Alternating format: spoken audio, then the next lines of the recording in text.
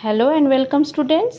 Class 4 Hindi grammar book से पहला chapter है भाषा और व्याकरण। यह हमारा तीसरा क्लास है। पिछले क्लास में हम लोगों ने लिपि के बारे में पढ़ा था, उसको हम फिर से एक बार रिवीजन कर लेंगे। तो बच्चों, लिपि क्या है? मौखिक भाषा को लिखने की विधि लिपि कहलाती है। तो लिपि को हम कैसे जानेंगे? भाषा को लिखने के लिए जिन चिन्हों या फिर संकेतों का प्रयोग किया जाता है उसे हम लिपि कहेंगे। जैसे हिंदी की लिपि देवनागरी है, संस्कृत की भी देवनागरी है, अंग्रेजी की रोमन, उर्दू की फारसी तथा पंजाबी की लिपि गुरुमुखी है। इसके अलावा हमारी देवनागरी लिपि की और भी 3 भाषाएं हैं, जैसे गुजराती, मराठी, नेपाली। ये सब देवनागरी लिपि के अंतर्गत ही आता है। मतलब लिपि क्या है? लिखने का ढंग। हम हिंदी को देवनागरी लिपि में लिखते हैं। हम किस चीज़ को कैसे लिखते हैं, वही लिपि है। तो आइए अभी हम एक अभ्यास में जाते हैं। देखिए बच्चों, हमारा यह प्रश्न उत्तर पिछले क्लास में ही कंप्लीट हो गया था। आशा करती हूँ कि आप सब कॉपी में लिख चुके हैं।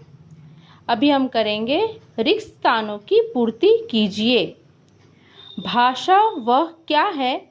मतलब भाषा वह डैश है जिसके द्वारा हम अपनी बात प्रकट करते हैं।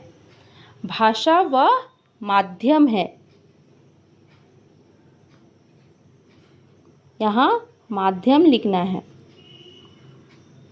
वह छोटी से छोटी ध्वनि जिसके टुकड़े न किए जा सके वह वर्ण कहलाती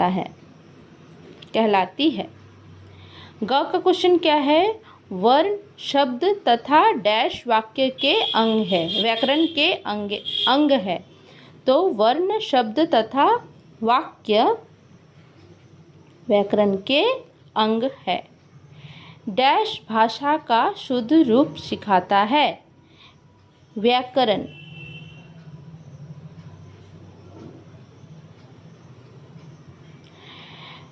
भाषा के लिखने की ढंग लिपि कहलाती है। ठीक है, तो ये आपको कॉपी में कर लेना है। अगला क्वेश्चन क्या है? वाक्यों के सामने सही और गलत का निशान लगाइए। का क्वेश्चन क्या है? भारत में केवल हिंदी बोली जाती है। गलत। ख का क्वेश्चन क्या है? भाषा के बिना भी हम अपने विचार प्रकट कर सकते हैं। सही। सार्थक शब्दों का समूह वर्णमाला कहलाता है। गलत। वर्णमाला किसे कहलाता है? भाषा के निश्चित समूह का भाषा के निश्चित वर्ण समूह को वर्णमाला कहलाता है। ठीक है, विशेष क्रम में लिखे जाने वाले वर्णों को ही वर्णमाला कहलाता है।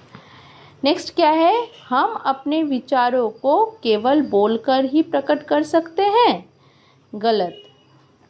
हम अपने विचारों को बोलकर, लिखकर, पढ़कर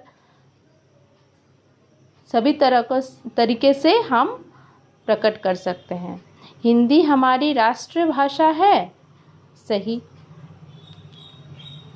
अगला क्वेश्चन है,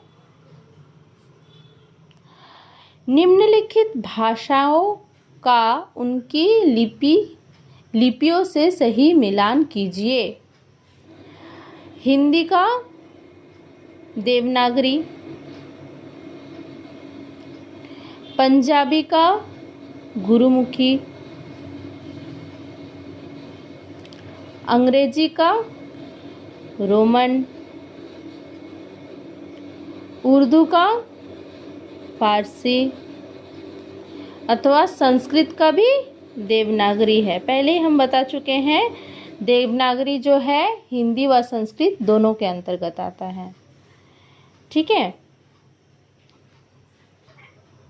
बच्चों आज का क्लास इतना तक ही। नेक्स्ट क्लास में हम ये दोनों अभ्यास करेंगे। आज का डेट है 26/20। Stay home, stay safe. Thank you.